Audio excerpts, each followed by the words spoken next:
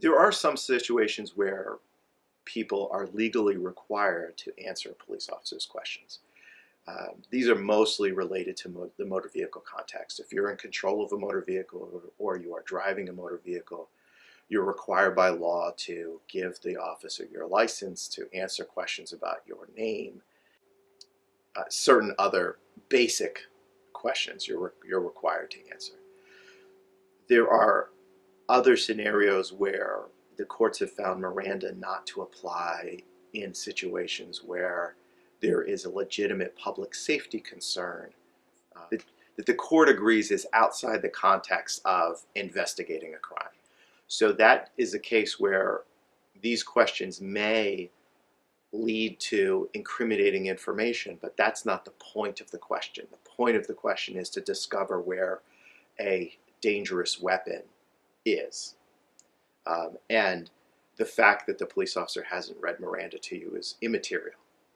The other aspect of when must I talk to the police is a matter of practicality.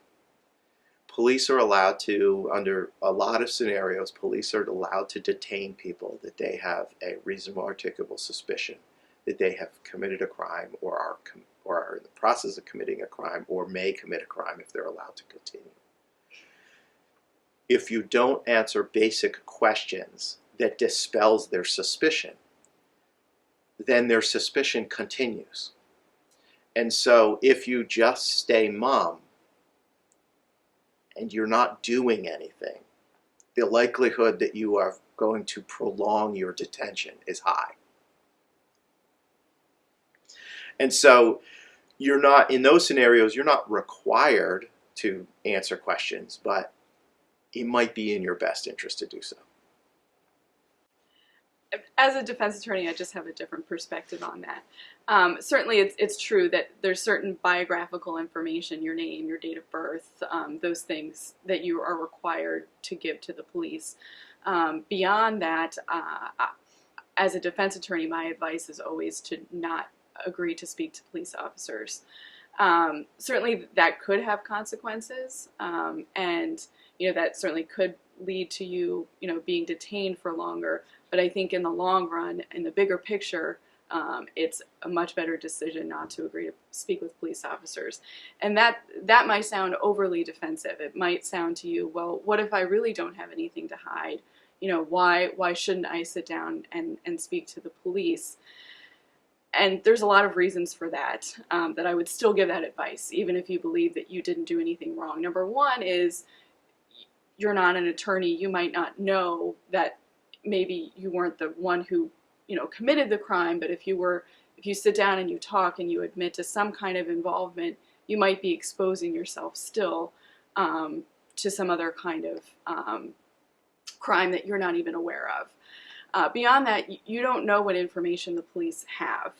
And when you sit down and talk with a police officer, and I'm not trying to make police officers out to be the bad guys, but they're not required to be totally honest with you, and they're not required to be forthright with you about their investigation. And of course, for public safety reasons, there might even be reasons they don't want to tell you certain parts of their investigation. So when you're sitting down and you don't really know, what they're telling you is everything that's going on, it's hard for you to know how you might be a factor in what they're trying to investigate. And you're never going to get the whole picture about what the police know and what they're trying to get at by asking you a certain question. So they might ask you a question that sounds totally, normal, and that he's not trying to trip me up by that question, but it still might be. You might run into situations where the things that come out of your mouth you never thought could be used against you, but they very much could be in the future. And I think that what amazes me about Miranda on a regular basis is that even after being told all of these rights that you have, most people agree to give up those rights and agree to speak with the police. And so I think that's another big misconception about Miranda is In a lot of ways, police officers are not afraid to give them because a lot of people hear them and say, no, that's fine. I understand. I don't have to talk with you, and I could get a lawyer, but I still want to talk with you.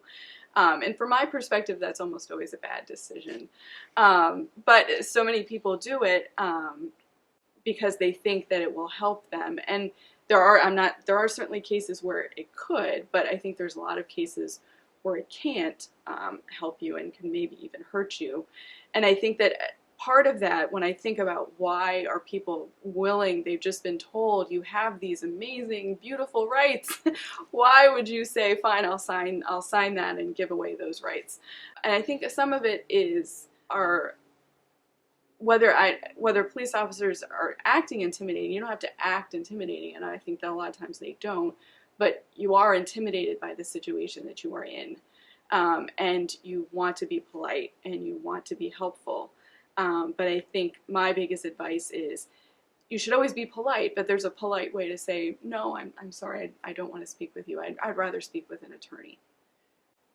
It's interesting because Sarah has a point of view that is fostered from the fact that all of her clients have already been arrested. So I think it's probably fair to say from the police officer's point of view, the people that are arrested after giving a Mirandized interview is a tiny, tiny percentage of those who are giving a statement after Miranda. Sarah doesn't get to meet any of those people because they haven't been arrested. And they have been properly advised of their Miranda rights, given a statement, and that statement hasn't resulted in any culpability. And as a result, they're not arrested. I think that's a perfectly valid choice to make.